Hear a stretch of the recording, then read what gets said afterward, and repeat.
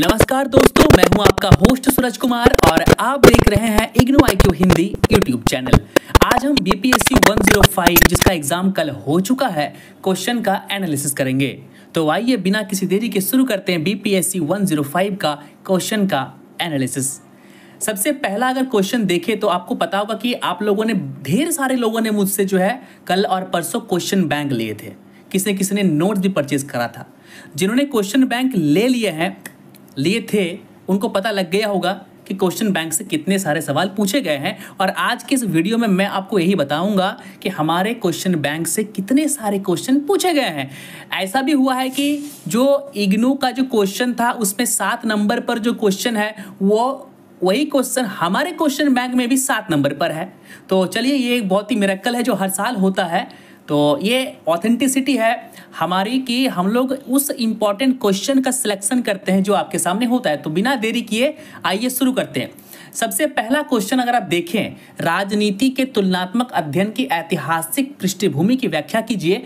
तो ये सवाल नंबर 1 है इग्नू के क्वेश्चन में। और जाके आप अगर हमारे नोट्स को खोलें, क्वेश्चन बैंक को ओपन करें, तो उसमें हमारा जो पहला सवाल है वह है तुलनात्मक राजनीति के अध्ययन के लिए महत्वपूर्ण विधियों का संक्षेप में वर्णन करें। तो 2 विधि है, तुलनात्मक, ठीक है, और क्या है, पारंपरिक। तो जो तुलनात्मक विधि है तो इसी में तो पढ़ना, इसी में अगर आगे बढ़े तो दिया गया है अरस्तु के बारे में, अरस्तु ने जो है इस विधि को आगे बढ़ाया, तुलनात्मक राजनीति की विधि को आगे बढ़ाया, उसका इतिहास के बारे में दिया गया है। दूसरे विश्व युद्ध में, पहले विश्व युद्ध में कैसे ये काम किया, इसके बारे में दिया हुआ है। चलिए आगे हम लोग बढ़ेंगे। आपका जो क्वेश्चन नंबर 2 है, बी औपनिवेशीकरण प्रक्रिया पर चर्चा कीजिए। ये क्वेश्चन हमारे क्वेश्चन बैंक में नहीं था, हमने इसको नहीं दिया था। क्वेश्चन नंबर 3 की बात करते हैं, तुलनात्मक राजनीति के अध्ययन में संस्थागत दृष्टिकोण पर चर्चा कीजिए। तो जो संस्थागत दृष्टिकोण है ये भी हमारे क्वेश्चन बैंक में नहीं था, यानी 2 और 3 हमारे क्वेश्चन बैंक में बिल्कुल नहीं था। आगे बढ़ते हैं क्वेश्चन नंबर 4 पर। क्वेश्चन नंबर 4 में सबसे पहला सवाल है निर्भरता का सिद्धांत। तो क्वेश्चन नंबर जो 4 है, निर्भरता का सिद्धांत, तो हमारा जो क्वेश्चन है, हमारा जो क्वेश्चन बैंक का क्वेश्चन है क्वेश्चन नंबर 16, उस क्वेश्चन नंबर 16 को अगर आप ध्यान से देखें तो उसमें निर्भरता के सिद्धांत के बारे में दिया गया है।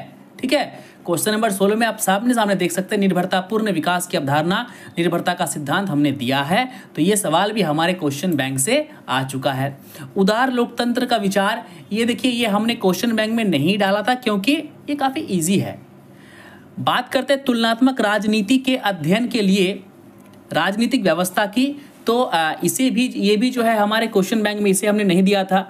क्वेश्चन 6 की बात करें तो क्वेश्चन 6 समाजवादी राज्यों के सामने आने वाले प्रमुख मुद्दों और चुनौतियों का आलोचनात्मक परीक्षण कीजिए। क्वेश्चन नंबर 6 है। और क्वेश्चन नंबर 6 को अगर आप देखें और हमारे क्वेश्चन बैंक के क्वेश्चन नंबर 5 को अगर देखें तो बिल्कुल सेम क्वेश्चन है। वही क्वेश्चन जो है दोस्तों पूछा गया है कि समाजवादी राज्यों के सामने प्रमुख मुद्दे और चुनौतियां क्या थी।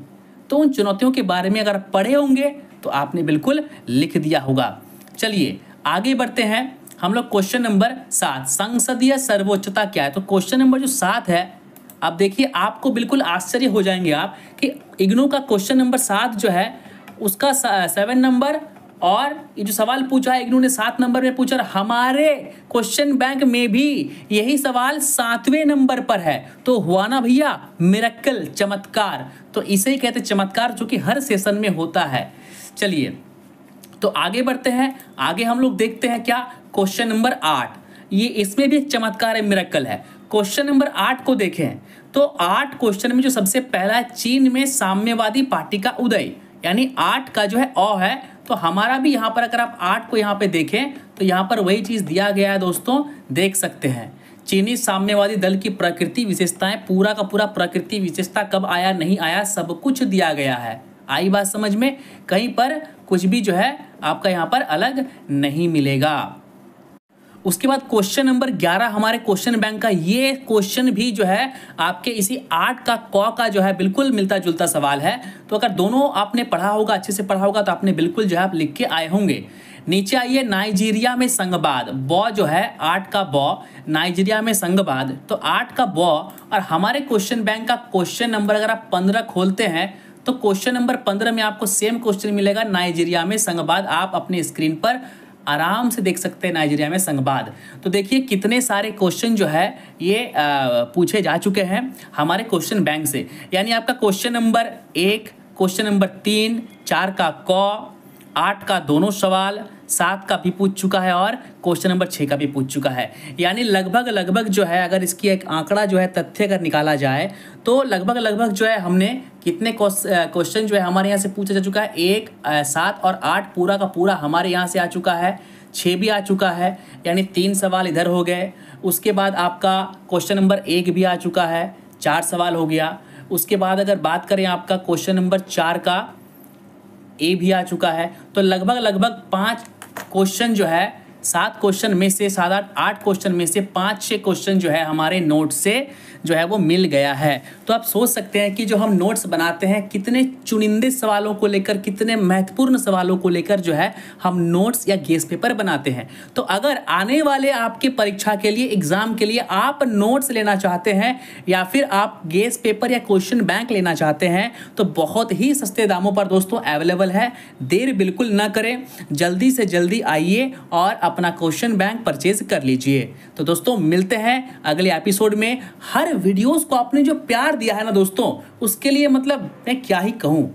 शुक्रिया मैं इसलिए नहीं कहूँगा क्योंकि आप लोग मेरा परिवार है और अपनों को धन्यवाद नहीं दिया करते हैं, लेकिन फिर भी आप लोगों ने जो पढ़ा, वीडियो पे जो व्यूज़ गया है ना दोस्तों, मतलब काबिले तारीफ, प्रेज़वर्थी, बहुत ही अच्छा गया है। आप लोग पढ़ते रहिए, मेरी शुभकामनाएं बिल्कुल आप सभी के साथ है। ऑल द बेस्ट आपके एग्जाम के लिए। और देखिए मेरा जो नंबर है ना वो 24/7 ओपन रहता है, तो कभी भी आप मुझसे नोट्स ले नहीं ले उससे कोई फ़र्क नहीं पड़ता। आप मुझे फ़ोन करके जो है पूछ सकते हैं अपने सवाल। आई बात समझ में? कोई भी सवाल हो, कोई डाउट हो, पूछ सकते हैं, उसके लिए कोई पैसे देने की ज़रूरत नहीं है। बहुत लोग सोचते हैं कि सर से मैंने नोट्स नहीं लिया, असाइनमेंट नहीं लिए हैं, सर से मैंने पढ़ा नहीं है, तो क्या सर मेरी हेल्प करेंगे? अरे भाई हाँ, बिल्कुल हेल्प करूँगा। ठीक है, मैं टीचर हूँ और टीचर का एक धर्म होता है कि सिर्फ नोट्स बेचना या पैसे कमाना ही नहीं, आपका हेल्प करना। आप डाउट में हैं, आप पढ़ रहे हैं, कोई सवाल समझ में नहीं आया, निर्जातीयता समझ में नहीं आया, सर निर्जातीयता के बारे में समझा दीजिए, सर इसके बारे में समझा दीजिए, मैं बिल्कुल समझाऊंगा। आई बात समझ में? तो ठीक है, आप सबों का बहुत बहुत धन्यवाद। जुड़े रहिए, इसी तरह वीडियो में कमेंट करते रहिए, प्यार देते रहिए, और जब लाइव आऊँ तो ना जुड़ जाइएगा कि लाइव जब भी मैं आता हूँ याद रखिएगा कुछ इंपॉर्टेंट मैसेज लेकर आता हूँ आप लोगों के लिए। तो मिलते हैं अगले एपिसोड में, तब तक के लिए नमस्कार, जय हिंद, जय भारत।